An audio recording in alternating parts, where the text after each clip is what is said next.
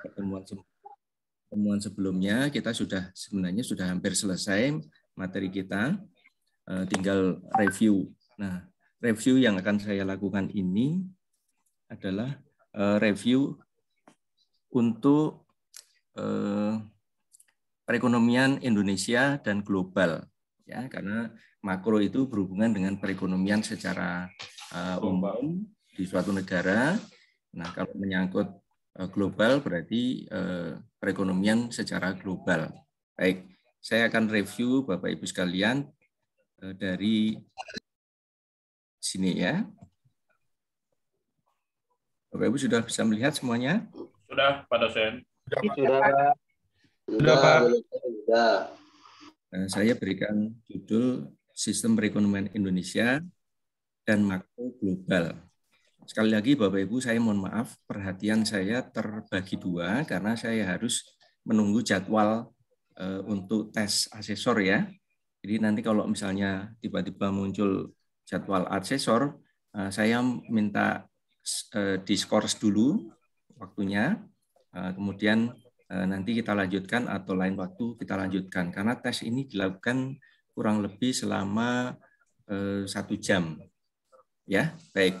Saya akan sampaikan singkat saja yang akan saya sampaikan. Oke.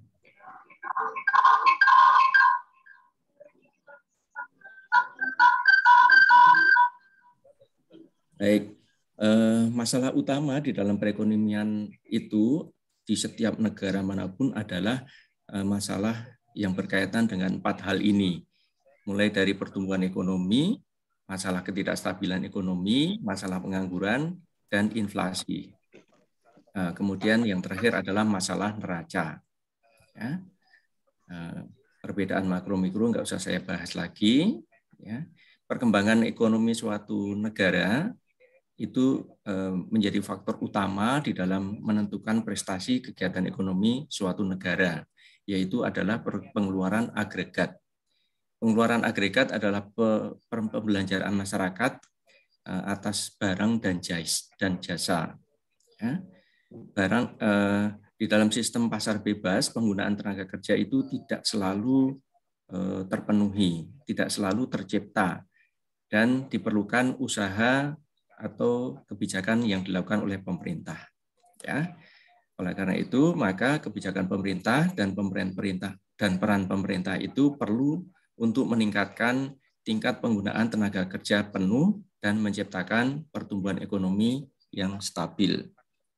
Oke. Isu-isu utama di dalam analisis makroekonomi ada 5, maaf ya.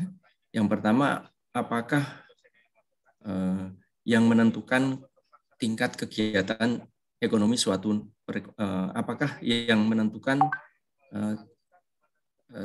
tingkat kegiatan suatu perekonomian ya. Mengapa pertumbuhan ekonomi itu tidak selalu stabil ya? Mengapa kegiatan ekonomi tidak berkembang dengan stabil? Yaitu adalah pertanyaan-pertanyaan, isu-isu yang terjadi pada setiap negara ya. Mengapa pengangguran dan kenaikan harga selalu ada ya, selalu terjadi ya. Langkah-langkah apa yang dapat digunakan oleh pemerintah untuk mengatasi masalah tersebut? Baik, Bapak Ibu, dari isu-isu utama ya tentang analisis makroekonomi, selanjutnya saya minta ini menjadi tugas ya, menjadi tugas Bapak Ibu untuk menjawab pertanyaan ini ya. Oke. Nanti kalau saya skores waktunya, misalnya Bapak Ibu nanti harus menjawab masalah ini ya. Oleh karena itu maka ini akan saya chatting dulu, nanti saya kirim ke salah satu mahasiswa ya, atau ketua kelasnya untuk dijadikan sebagai tugas ya. Baik, saya lanjutkan dulu. Sebagaimana sudah kita sebutkan di depan tadi, bahwa alat pengamat prestasi ekonomi adalah pendapatan nasional, penggunaan tenaga kerja dan pengangguran, serta tingkat harga atau inflasi dan neraca pembayaran neraca perdagangan. Pertumbuhan ekonomi menurut Sudono Sikirno adalah perkembangan kegiatan dalam perekonomian yang menyebabkan barang dan jasa yang diproduksi dalam suatu masyarakat bertambah. Ya. Kenapa terjadi pertumbuhan ekonomi? Ya, pertumbuhan ekonomi itu terjadi karena adanya faktor-faktor yang mengalami peningkatan dalam jumlah maupun kualitasnya. Investasi yang dilakukan meningkatkan jumlah barang modal. Teknologi yang berkembang, tenaga kerja bertambah karena bertambahnya penduduk, pengalaman kerja dan pendidikan meningkat, kualitas tenaga kerjanya. Ya, itu terjadi peningkatan pertumbuhan ekonomi apabila 5 hal tersebut terjadi peningkatan yang positif atau terjadi perubahan yang positif. Oke. Nah, ini contoh perkembangan ekonomi atau pertumbuhan ekonomi dari tahun ke tahun yang terjadi di Indonesia, di negara-negara berkembang, negara-negara maju maupun rata-rata seluruh dunia. Indonesia berada pada posisi yang berwarna kuning, ya. Ini sampai dengan tahun 2019, ya. Nanti tahun 2020, 2021 ada perubahannya yang cukup signifikan karena adanya pandemi COVID-19. Tapi sampai dengan tahun 2019 pertumbuhan ini masih sangat stabil, ya, masih stabil. Kita hanya bisa menilai pertumbuhan ekonomi stabil itu dalam keadaan normal, ya, dalam keadaan tanpa pandemi. Kalau terjadi pandemi itu siapapun atau suatu negara manapun itu akan mengalami perubahan karena pengaruh-pengaruh yang terjadi secara ya, kalau di dalam suatu negara ya secara khusus di dalam negara tersebut, atau secara umum untuk yang menyangkut kondisi-kondisi global, ya. Di Indonesia tahun 2019 itu pertumbuhan ekonominya di angka 5,3, ya. 5,3 itu tepatnya 5,3 sekian gitu ya. Kemudian negara-negara berkembang itu 4,5, lalu negara-negara maju 3,6 dan negara-negara rata-rata dunia 3,6 dan negara-negara maju itu pertumbuhan ekonominya di tingkat 2,0%, ya.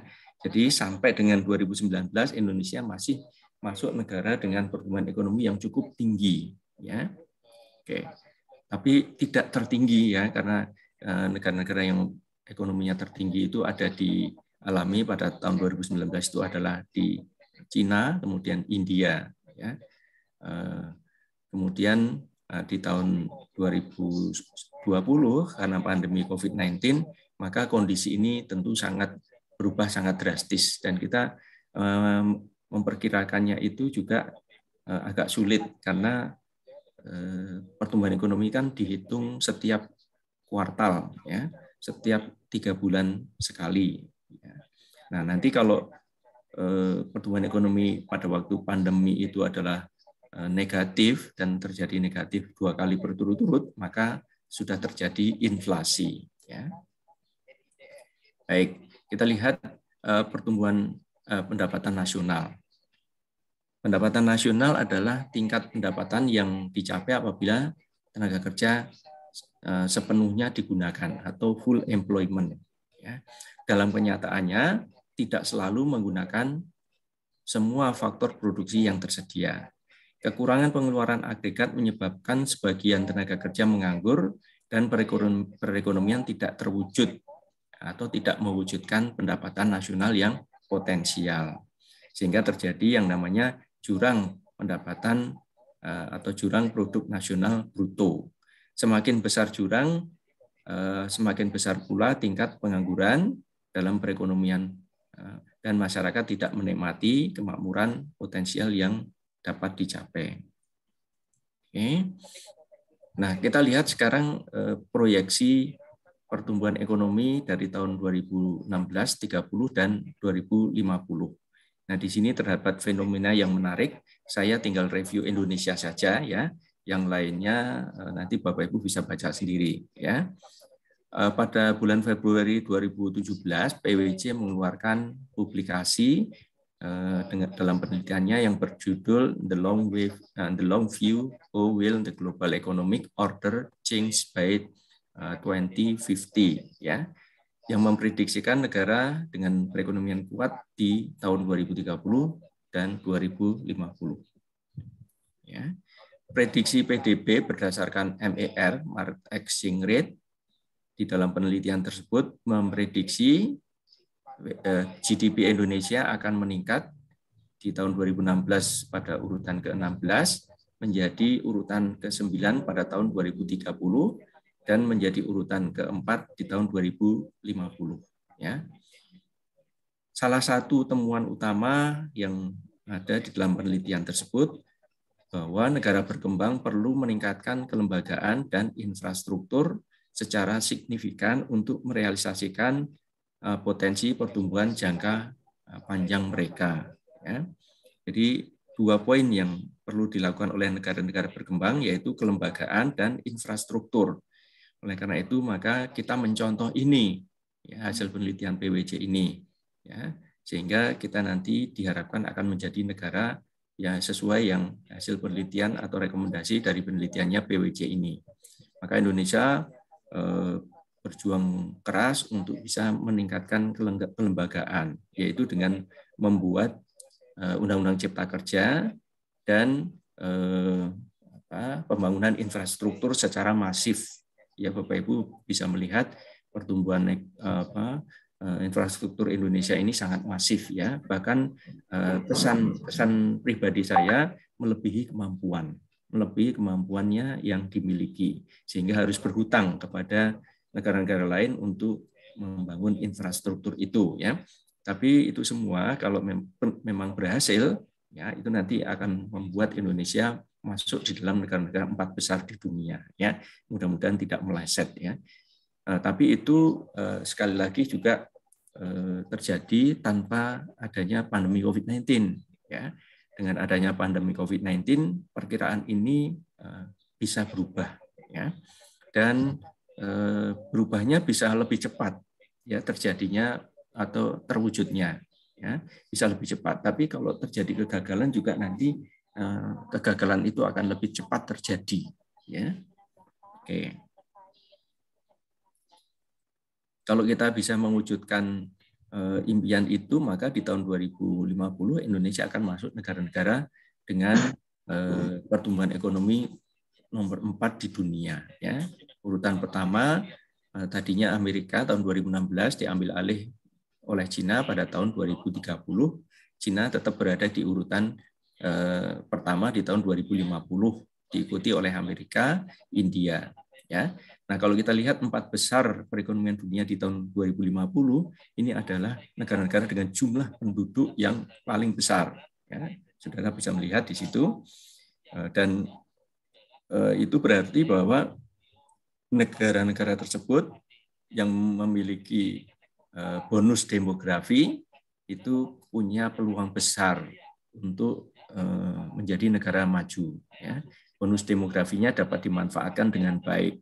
Ya, kalau Indonesia bisa memanfaatkan juga bonus demografi itu dengan baik, maka ramalan di tahun 2050 itu akan terwujud juga.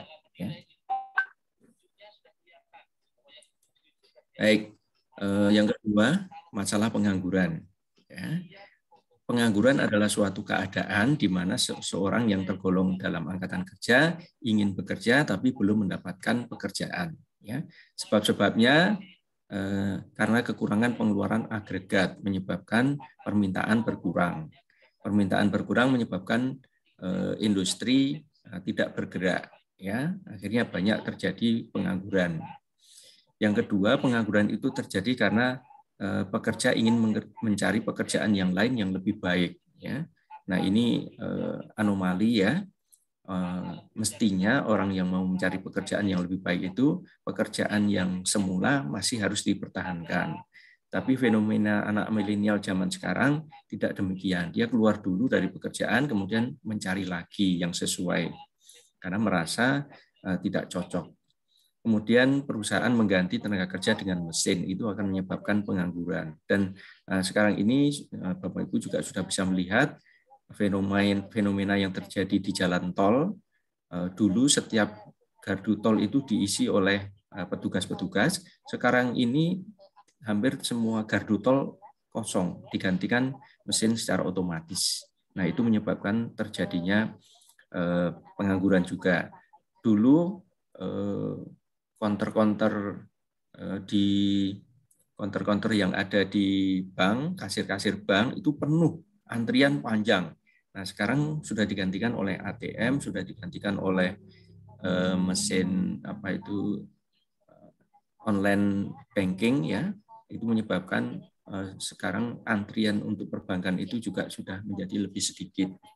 Bahkan kemungkinan ke depan nanti kasir itu sudah tidak banyak lagi kebutuhannya, digantikan oleh mesin-mesin tadi.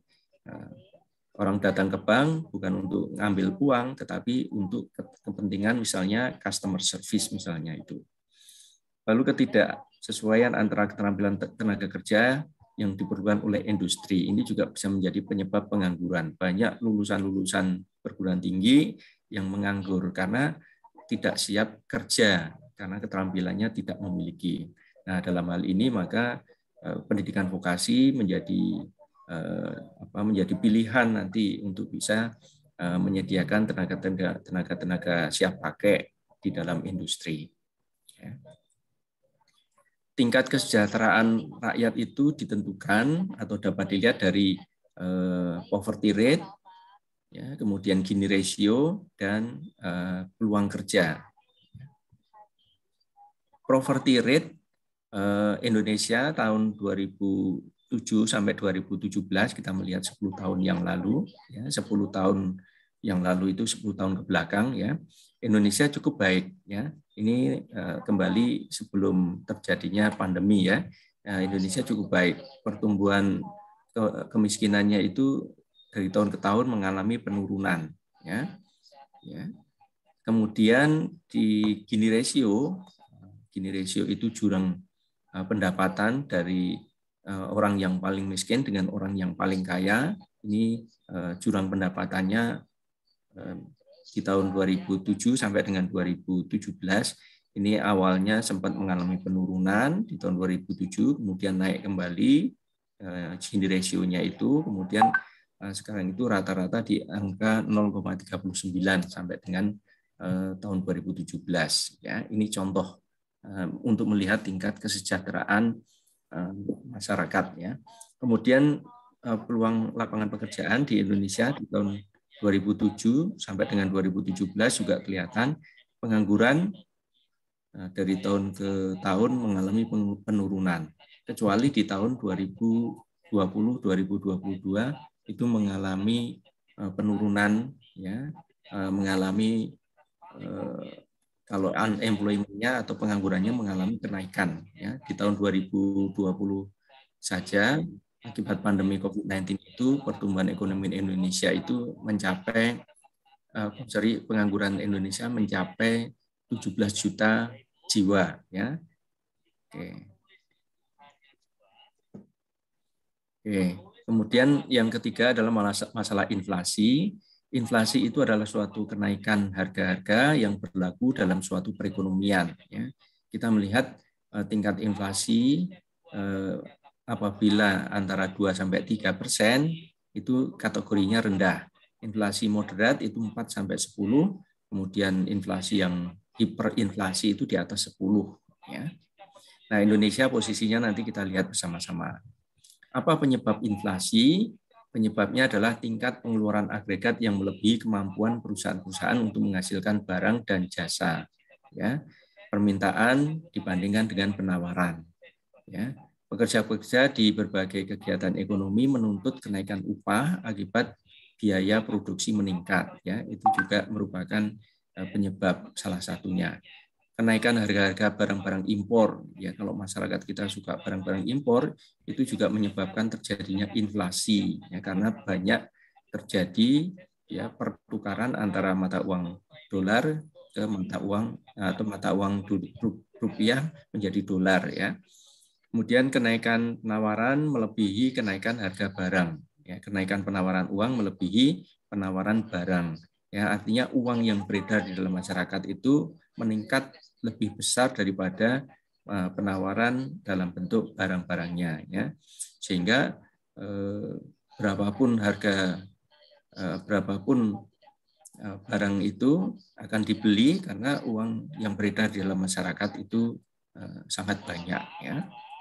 Biasanya nanti kalau terjadi jumlah penawaran uang yang besar, itu akan dilakukan penarikan uang yang beredar di dalam masyarakat dengan cara menaikkan suku bunga deposito atau suku bunga obligasi. Ya. Kemudian penyebab inflasi juga terjadi karena kekacauan politik atau ekonomi. Ya. Ini pernah terjadi tahun 66, kemudian juga pernah terjadi tahun 98 yang lalu. Ya. Nah, ini contoh inflation rate dari tahun ke tahun sampai dengan 2018 ya.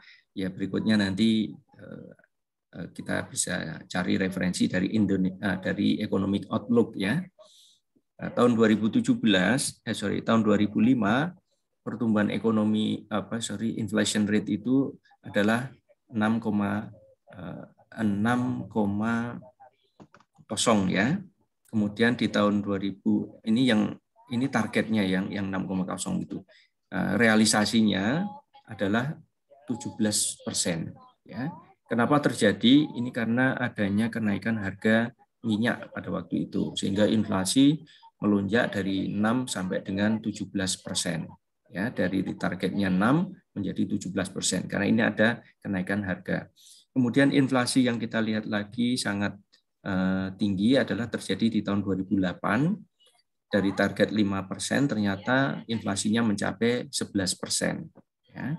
Kemudian tinggi lagi terjadi pada tahun 2013, inflasi targetnya 4,5%, terjadinya adalah 8,3%. Ini juga penyebabnya karena adanya kenaikan harga minyak sebesar 33%, kenaikan harga listrik 4%, ya, dan karena adanya hortikultura impor restriction atau pembatasan impor barang-barang hortikultura. Ya. Kemudian di tahun 2014 ini juga kenaikannya cukup tinggi, ya, yaitu dari 4,5 targetnya menjadi 8,36. Ini terjadi karena kenaikan harga minyak, LPG, dan kenaikan harga listrik. Ya. Yang lain-lainnya ini relatif stabil mulai tahun 2015 sampai dengan 2020 ya, di angka antara 3 sampai dengan 4%. Ya. Ini inflation rate Indonesia sampai dengan tahun 2018. Ya. Oke. Kemudian yang keempat adalah ketidakseimbangan neraca pembayaran. Ya. Neraca pembayaran itu ada dua, neraca pembayaran secara penuh dan neraca perdagangan. Ya. Ketidakseimbangan neraca pembayaran itu terjadi apabila kegiatan ekspor impor merupakan keseimbangan neraca pembayaran terjadi karena ketidakseimbangan antara ekspor dengan impor. Kalau ekspor lebih besar dari impor, maka akan terjadi surplus. Kalau ekspor lebih kecil daripada impor, maka akan terjadi defisit neraca pembayaran. Ya. Di samping itu juga terjadi aliran uang keluar dan masuk, atau dana atau investasi keluar atau masuk. Kalau ada investasi yang keluar, maka terjadi capital outflow. Kalau ada investasi baru masuk ke Indonesia, maka akan terjadi capital inflow. Ya. Nah, tinggal nanti dihitung antara capital inflow sama capital outflow lebih banyak yang mana. Kemudian ketidakseimbangan itu juga terjadi karena impor yang berlebihan yang dapat mengurangi kegiatan ekonomi karena permintaan dalam luar negeri lebih besar daripada permintaan dalam negeri. Turunnya permintaan dalam negeri menyebabkan terjadinya pengangguran. Ya, itu penyebab ketidakseimbangan.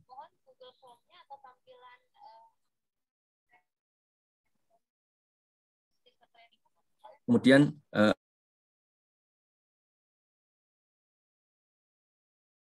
akan mengalir keluar.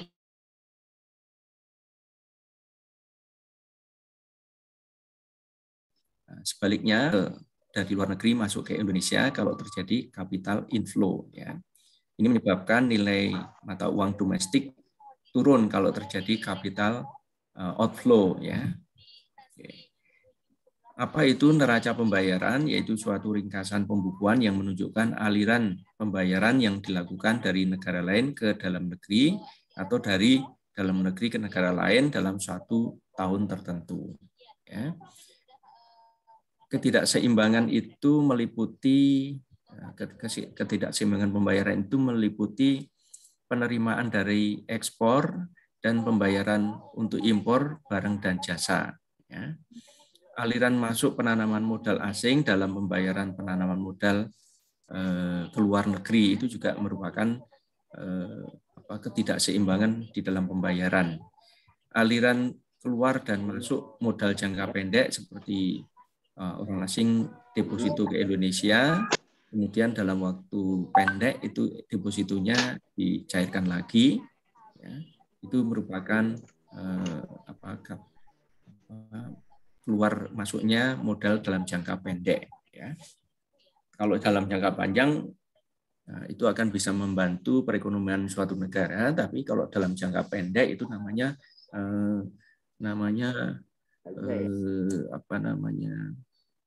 hanya sementara saja sifatnya, ya, tidak bisa dimanfaatkan untuk pembangunan, ya. Dalam neraca pembayaran itu ada neraca perdagangan dan neraca keseluruhan, ya. Neraca perdagangan menunjukkan perimbangan di antara ekspor dan impor, sedangkan neraca keseluruhan itu menunjukkan perimbangan antara keseluruhan aliran pembayaran ke luar negeri dan keseluruhan aliran penerimaan dari dalam negeri. Defisit neraca pembayaran berarti pembayaran ke luar negeri melebihi penerimaan dari luar negeri, ya, itu ketidakseimbangan neraca pembayaran. Kondisi Indonesia saat ini, ya, dari tahun sampai dengan 2018, ya, current account defisit kita itu di tahun 2016 itu minus 1,82. Itu artinya neraca pembayaran masuk dan keluarnya itu lebih banyak yang keluar, ya. Kemudian tahun 2017 sempat mengalami penurunan, yaitu minus 1,7, ya. Tapi di tahun 2018 itu meningkat kembali dengan peningkatan yang sangat signifikan. Di kuartal pertama, current account defisit kita mencapai minus 2,17, di Q2 minus 3,02 dan di Q3 minus 3,37. Ini artinya di tahun 2018 itu mengalami current account defisit yang makin melebar. Untuk sementara sih saya cuma dulu, ya. Kemudian Bapak Ibu, apabila terjadi 4 alat ukur yang mengalami gangguan tadi, ketidakstabilan, maka pemerintah harus mengeluarkan kebijakan. Ya, misalnya inflasi terlalu tinggi atau pertumbuhan ekonomi terlalu rendah, atau penganggurannya terlalu tinggi, maka pemerintah harus mengeluarkan kebijakan makroekonomi. Tujuannya apa? Untuk menstabilkan kegiatan ekonomi, ya, mencapai tingkat penggunaan tenaga kerja penuh tanpa inflasi, menghindari masalah inflasi, menciptakan pertumbuhan ekonomi yang stabil, dan mewujudkan neraca pembayaran atau kurs valuta asing yang stabil. Itu tujuan kebijakan makroekonomi yang diambil pemerintah apabila alat pengukur kegiatan ekonominya tadi mengalami gangguan, ya. Menstabilkan kegiatan ekonomi itu dilakukan dengan tingkat penggunaan tenaga kerja penuh atau tinggi. Harga-harga tidak menunjukkan perubahan yang berarti dan terdapat keseimbangan antara ekspor, impor, dan lalu lintas modal dari atau keluar negeri, ya. Kebijakan-kebijakan yang dilakukan bisa dalam bentuk kebijakan fiskal, kebijakan moneter, dan kebijakan dari segi penawaran. Kebijakan dari dalam bentuk fiskal meliputi langkah-langkah pemerintah membuat perubahan dalam bidang perpajakan, ya, menaikkan atau menurunkan pajak, pengeluaran pemerintah untuk maksud mempengaruhi pengeluaran agregat, ya. Pemerintah banyak mengeluarkan pembelanjaan untuk dalam negeri, ya, supaya pengeluaran agregatnya meningkat. Itu contoh kegiatan kebijakan fiskal. Kemudian untuk kebijakan moneter itu meliputi langkah-langkah pemerintah yang dilakukan oleh Bank Sentral atau Bank Indonesia untuk mempengaruhi atau mengubah penawaran uang dalam perekonomian atau mengubah suku bunga dengan maksud untuk mempengaruhi pengeluaran agregat. Contohnya terjadi inflasi. Inflasi itu kan jumlah uang yang beredar terlalu besar, ya. Oleh karena itu kebijakannya adalah dengan menaikkan suku bunga simpanan dan menurunkan suku bunga pinjaman supaya uang yang beredar di masyarakat tadi itu masuk ke bank kembali, ya, masuk ke bank dengan adanya nilai deposito yang meningkat, ya, dan tidak ada uang keluar dari bank karena bunga kreditnya dinaikkan, ya. Nah, itu akhirnya jumlah uang yang beredar berkurang, maka inflasi nanti akan terkendali. Atau dilakukan dengan cara mengurangi pengeluaran agregat, ya. Itu. Maksudnya untuk mempengaruhi pengeluaran agregat, ya, supaya pengeluaran agregatnya naik, maka produksi dalam negeri akan meningkat sehingga pertumbuhan ekonomi juga meningkat. Yang ketiga, kebijakan dari segi penawaran. Kebijakan dari segi penawaran bertujuan untuk mempertinggi efisiensi kegiatan perusahaan-perusahaan sehingga dapat menawarkan barang-barangnya dengan harga yang lebih murah atau dengan mutu yang lebih baik. Ya. Nah, kebijakan dari segi penawaran ini menekankan pada 4 poin: meningkatkan kegairahan tenaga kerja untuk bekerja, meningkatkan usaha para pengusaha untuk mempertinggi efisiensi kegiatan produksi dan mengembangkan infrastruktur serta mengembangkan kegiatan sektor usaha swasta, ya. Ini kebijakan dari segi penawaran. Untuk itu maka pajak pendapatan rumah tangga harus dikurangi, ya, supaya sebagian pendapatannya untuk investasi. Pemerintah memberikan insentif mengurangi pajak kepada perusahaan, ya, dan melakukan inovasi sehingga mereka bisa melakukan inovasi dengan menggunakan teknologi yang lebih baik, lebih tinggi. Oke, ini kebijakan di dalam pengeluaran agregat itu yang dilakukan. Contohnya di tahun 2018 di kuartal ketiga, ya, ada kebijakan dari sisi demand, kemudian ada kebijakan dari sisi supply, ya. Nah, di sini terdapat fenomena bahwa demand side-nya itu lebih kecil daripada supply demand, ya.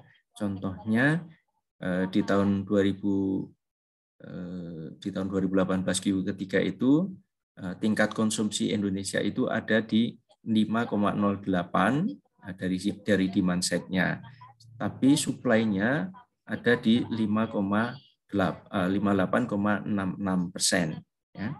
Nah, dan seterusnya kalau kita baca rata-ratanya saja, ya, demand dibandingkan supply Indonesia di tahun 2018 Q ketiga ini adalah 5,17%. Nah, 5,17% itu kalau kita lihat secara per sektor, misalnya manufaktur itu menyumbang 4,33, agriculture 3,62, kemudian perdagangan 5,26, konstruksi 5,79, dan lain-lainnya 6,63, ya, sehingga total keseluruhnya adalah 5 atau rata-ratanya adalah 5,17%, ya. Itu perbandingan antara demand dan supply di tahun 2018 kuartal ketiga.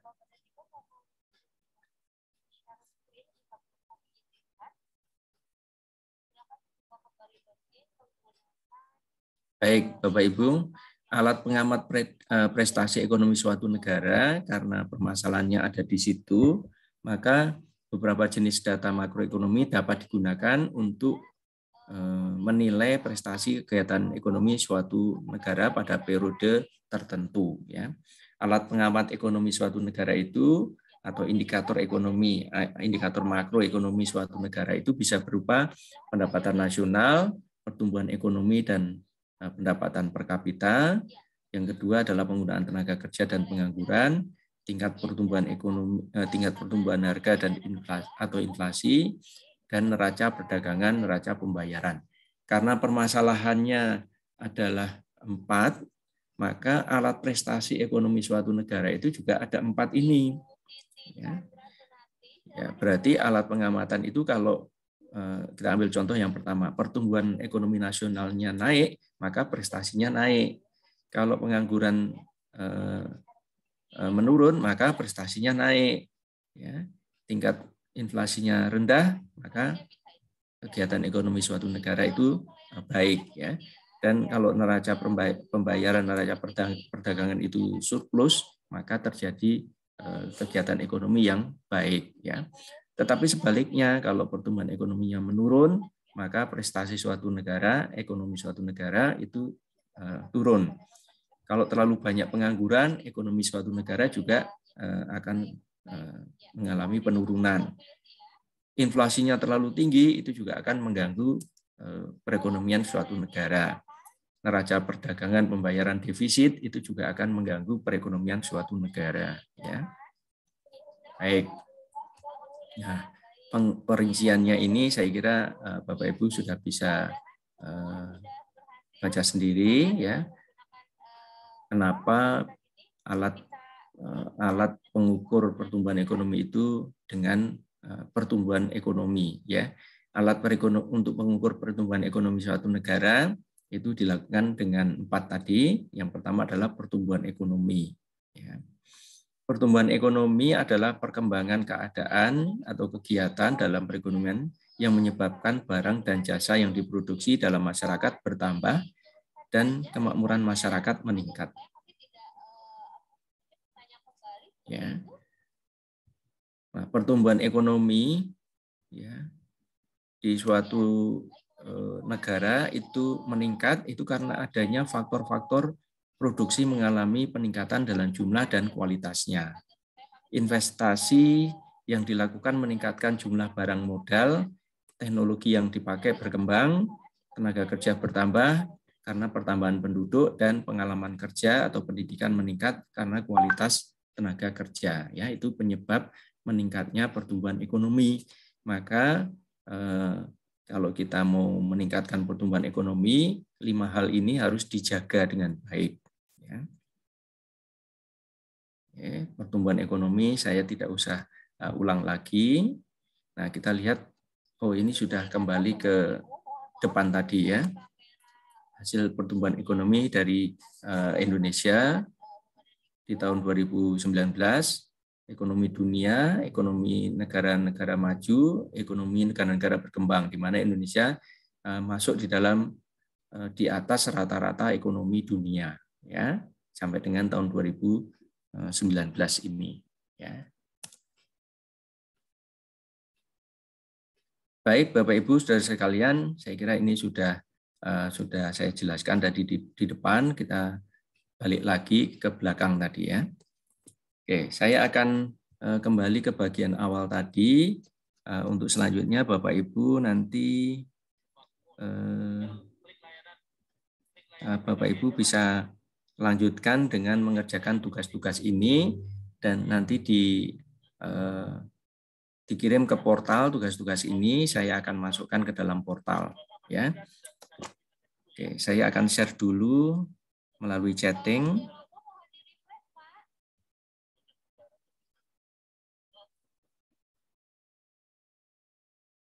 Ya, ditunggu sebentar, ya. Saya chatting dulu.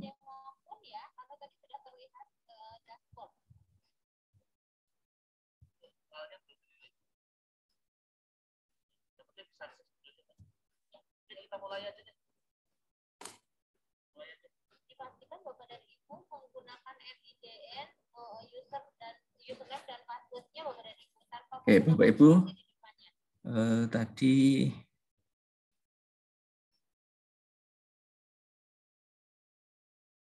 saya keluar dulu ya.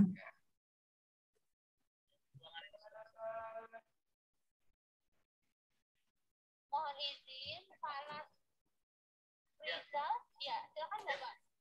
Saya barusan masuk, tapi ke sistem saya ya. Karena Bapak, sistem trading linknya ada di Templo, Pak. Yang terakhir, Bapak. Yang pertama nggak masuk, Pak. Yang kedua diberikan linknya masuk ke sistem saya. Saya boleh share? Oke, saya kirim ya materinya. Nanti tugasnya tolong dikerjakan pada halaman berapa ini?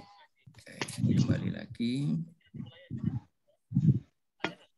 Pada halaman 6 ya, Bapak Ibu kerjakan pada halaman 6. Isu-isu dalam analisa makroekonomi. Ya, Bapak Ibu bisa masuk ke sini. Saya akan keluar dari sini, akan keluar dari Zoom karena saya harus mengikuti sertifikasi. Ya. Materinya sudah saya share. Bisa dilihat di chatting ya, Bapak Ibu silahkan dilakukan tugasnya untuk mengerjakan, bisa diskusi kelompok ya. Yang penting ada hasilnya nanti ya, bisa diskusikan di tingkat kelompok. Satu kelompok bisa. Ini kapan, Pak? Ya. Untuk menyelesaikannya kapan, Pak? Untuk menyelesaikannya nanti ditaruh di portal ya Pak. Di portal mahasiswa ya. Batas pengumpulan kapan Pak? 1 minggu lah ya, 1 minggu. Berarti Saya beri waktu 1 minggu ya, batas waktu pengumpulannya. Nanti didiskusikan dulu di kelas, kemudian nanti masing-masing upload ke dalam portal.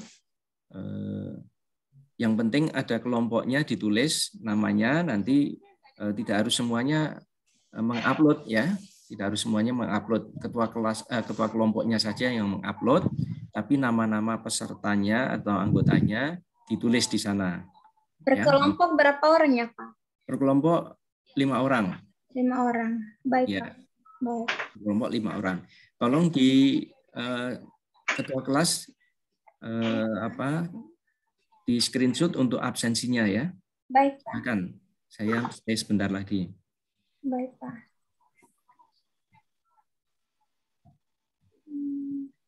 Silakan di screenshot ketua kelas. Yang pertama 1, 2, 3.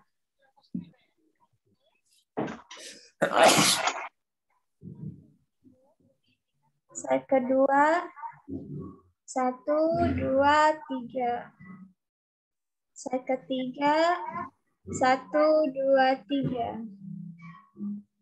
Sudah Baik. Pak, terima kasih. Saya mohon izin live ya, saya harus sertifikasi ya. Terima kasih Bapak Ibu atas perhatiannya.